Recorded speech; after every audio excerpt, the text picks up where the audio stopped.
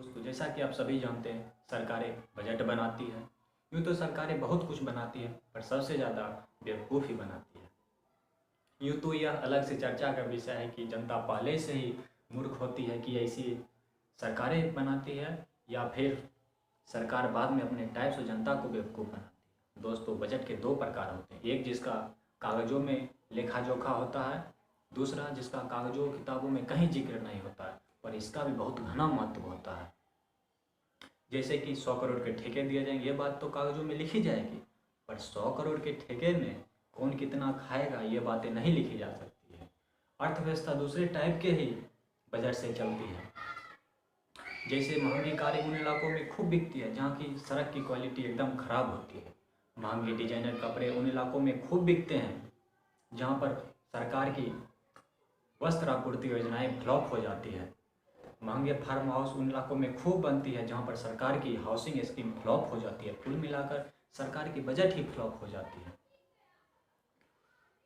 कुल मिलाकर सरकार का भी उन कारोबारियों जैसा ही हाल होता है जो जिनकी कंपनियां भले ही दुर्दशा में हो, पर कंपनी चलाने वाले की ऐश मौज बाहर में कोई कमी नहीं आती है। वैसे ही सरकार भले ही वित्तीय दुर्दशा में हो, पर उनके मंत्रियों विधायकों की ऐश मौज में कोई कमी नहीं होती है। सब अपने टाइप पे विजय माल्या टाइप के ही जीवन जीते हैं। भारतीय अर्थव्यवस्था में बजट उनके लिए बेहद अच्छा होता है जो इनसे कुछ कमा लेते हैं। भ्रष्ट अफसरों की पत्नियों के महंगे गहने, कारें, मकानों को देखकर ये आप नहीं बोल सकते हैं कि भारत एक गरीब राष्ट्र है, पर ये बोल सकते हैं कि भारत एक ऐसा गरीब राष्ट्र है जहाँ पे बहुत सारे अमीर लोग, बहुत सारे गरीब लोग रहते हैं।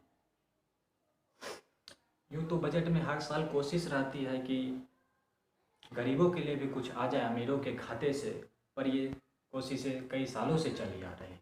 दोस्तों, अगर अभी डिबेट में कबीर दास बैठे रहते हैं तो वो बोलते, कबीरा बैठे डिबेट में, मांगे सबकी खैर, ना बजट से दोस्ती ना बजट से बैर। दोस्तों, बजट भी आधुनिक कविता है। जैसे कविता सभी को समझ नहीं आती है, पर इससे कमाने वाले लाखों कमा ही लेते हैं, लाखों के पुरस्कार पा ही लेते हैं। वैसे ही बजट से कमाने वाले कमा ही लेते हैं।